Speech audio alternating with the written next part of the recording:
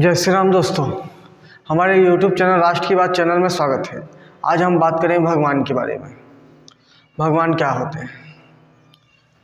लोग भगवान कई चीज़ में मानते हैं, उनको विश्वास हो वैसे वैसे चीज़ को मानते हैं।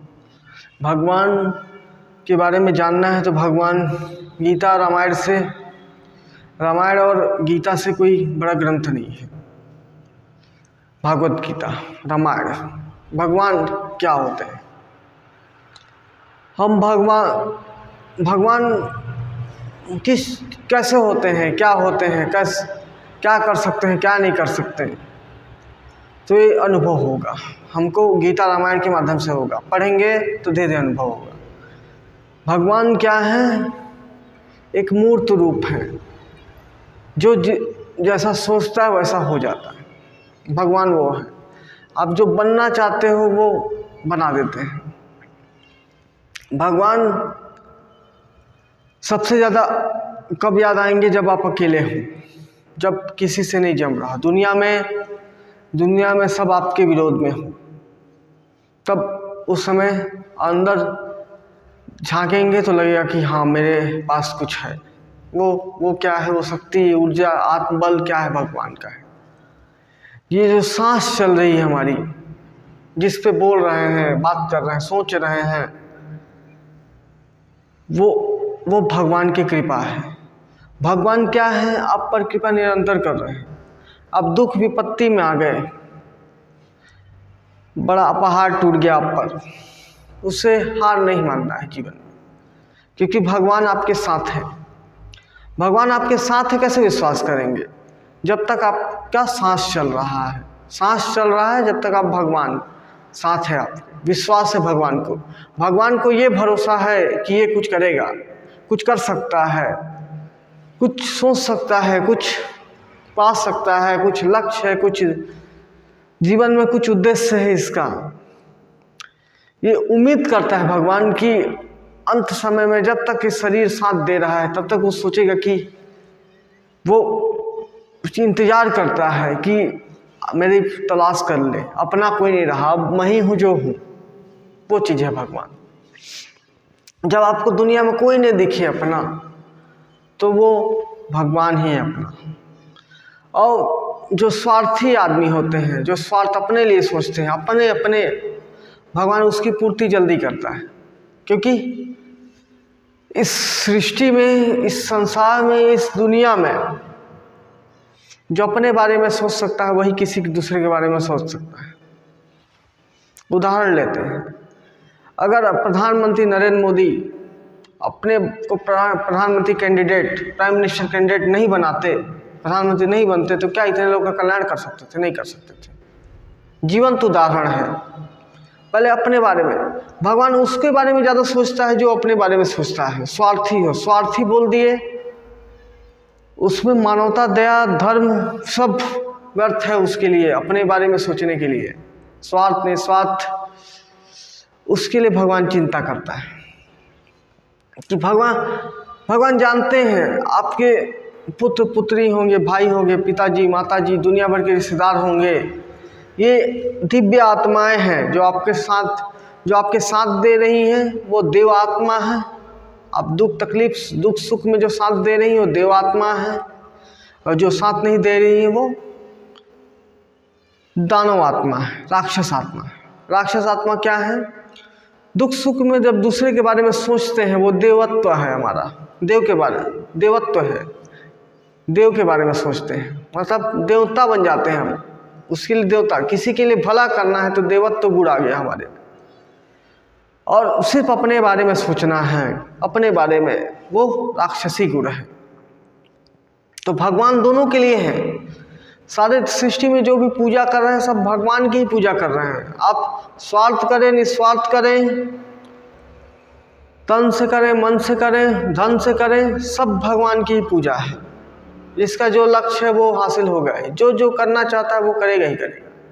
एक भगवान में ध्यान होना चाहिए, और भगवान आप पर, और लोगों को भगवान पर भरोसा नहीं रहता कि बोलते हैं मेरे को भगवान से मन उठ गया है। अरे कैसे बोल देते हो भगवान से मन उठ गया है?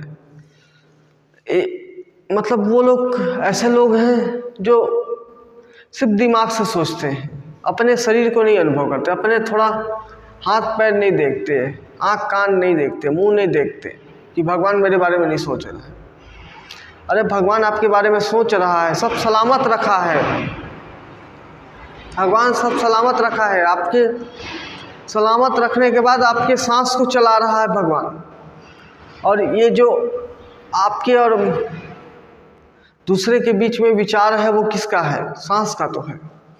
ये सांस चल रही तो आपकी विचार चल रही है, आप चल रहे हैं, बाकी सांस नहीं है तो क्या है फिर जीवन में? ये सांस ही है जो आपको जीवित रखा है और वही आपको दुनिया भर के द्वेष, घृणा, प्रेम भावनाएं सारी ला रही हैं। सांस ही तो है। अगर सांस चले जाने के बाद उससे नफरत करे कोई व्यक्ति,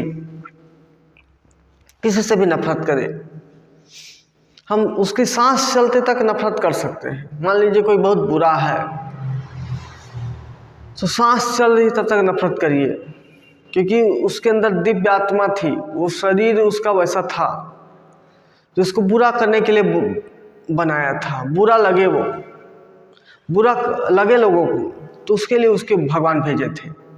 बुराई भी तो लगना चाहिए, अच्छाई और बुराई, देखिए दोनों सुख दुख, अच्छाई बुराई ये समांतर चलने वाली चीज़ है, दोनों बराबर है। अच्छाई है तो बुराई है, दुख है तो सुख है। जितना दिन सुख है उतना दिन दुख है। ऐसे नहीं तौल सकते कि हमारे जीवन में सुखी सुख है या दुखी दुख है। बड़े से बड़े व्यक्ति, स्वामी विवेकानंद जी का उदाहरण लीजिए आप, 39 साल की आयु में मर गए वो। बताइए कैसे, किस गंभीर बीमारी से गुजरे होंगे, क्या परेशानी होगा, क्या दुख रहा हो, क्या दर्द रहा होगा कि उनका शरीर 39 साल से ज़्यादा झेल नहीं पाया। या फिर वो सांस को बोले होंगे अब छोड़ दे मेरे को, दूसरों के लिए काम कर कर थक गया मैं। स्वामी विवेकानंद बोलते थे कि मेरे जैसे 100 लोग भारत देश में तैयार हो जाए तो मैं दुनिया की नक्शा बदल दूंगा।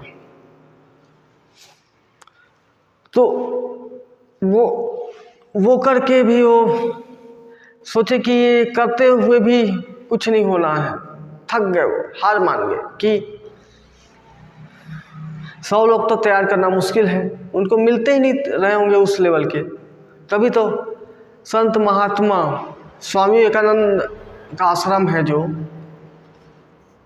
स्वामी विवेकानंद के जितने आश्रम चलते हैं उनमें ग्रेजुएशन मुख्य प्राथमिकता होती है। ग्रेजुएट आदमी को परिपक्व मानता है वो संस्था। संत बनने के लिए ग्रेजुएशन होना चाहिए आप।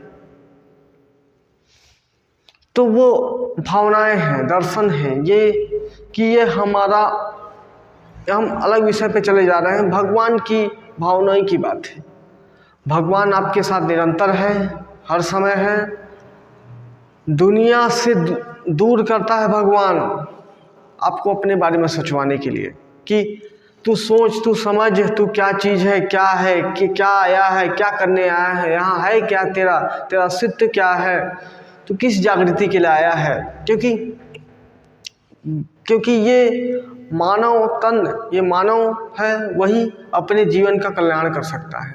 मोक्ष बोलते हैं, मोक्ष बोलते हैं, आध्यात्म बोलते हैं, और भगवान उसी की आस में लगा हुआ है। भगवान की आज करेगा, कल करेगा, परसों करेगा, कभी ना कभी तो करेगा। और ऐसे करते करते हमारे शरीर निःशक्त हो जाता है और हम सोचते हैं भगवान, फिर अंततः भगवान को मनाते हैं, ले जा मेरे को, ले जा। इस जीवन से उसको मोह खत्म हो जाता है।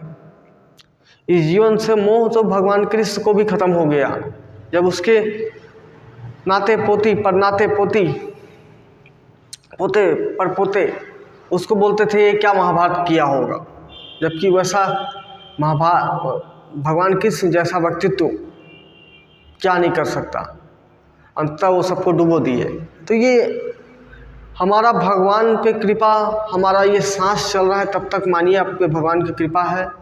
और भगवान आपको कुछ कराना चाहता है, कुछ है आपसे, कुछ उसकी इच्छाएं हैं, कुछ मनोकामनाएं हैं।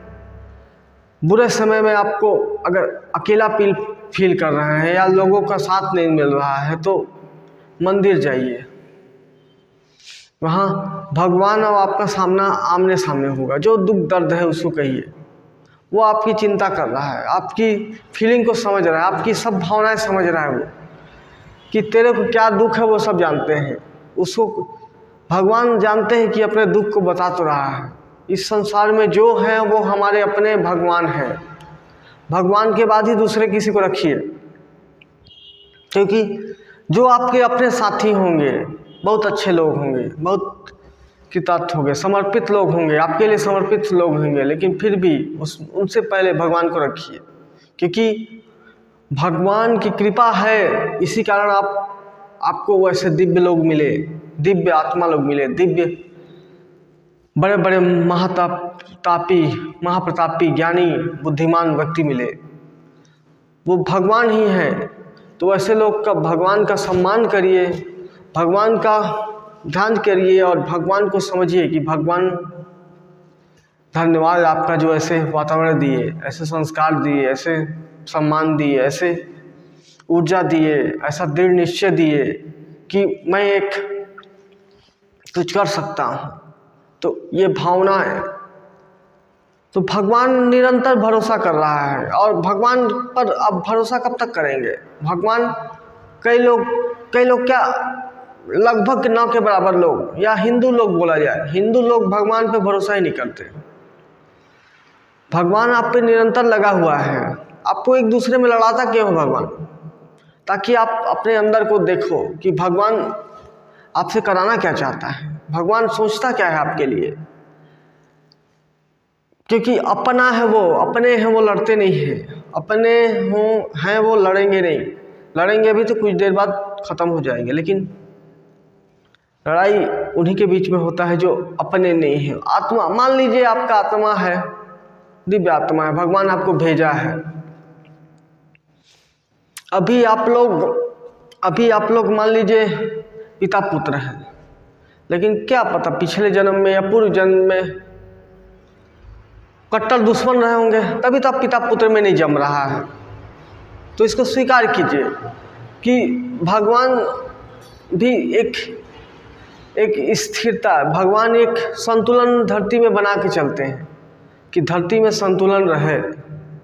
आज देखिए दुनिया में हाहाकार मचा हुआ है, फिर भी एक शांति की भावनाएं हैं, शांति का संचार है, कहीं ना कहीं शांति की संभावना है।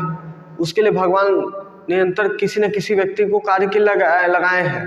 उसी कारण बड़े बड़े भयंकर युद्ध भी रुक रहे हैं, क्योंकि आदमी पागल हो जाए तो सोचिए, अगर पागल हो जाए तो ऐसे पावर लेके बैठे हैं अमेरिका, रसिया, इजराइल, पाकिस्तान जैसा पागल देश जो परमाणु बम छोड़ दे तो दुनिया तबाह हो जाएगी, जिसको पेट भरने का अक्ल नहीं है, वैसा देश भी सोचता है।